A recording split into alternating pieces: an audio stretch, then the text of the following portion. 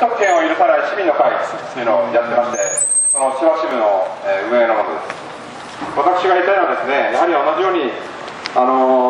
自衛隊の皆さんがね、自衛隊の皆さんもそうですし、海上保安庁の皆さんも日本のために働いてくださるということを、今一度考えていただきたいんです。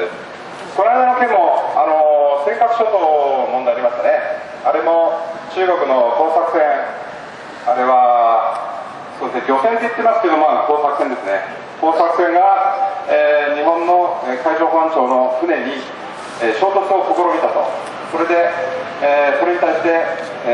いろいろ波及していった問題がありますけども、このように日本の国土、固有の国土がですね、今非常に危険にさらされています。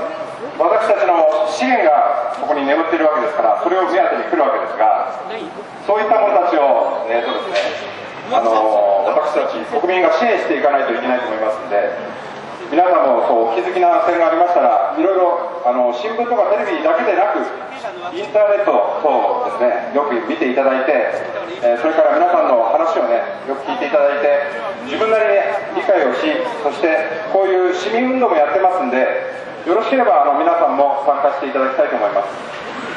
で、我々本当にサラリーマンとか一般市民ですんで、決して危険な団体ではございません。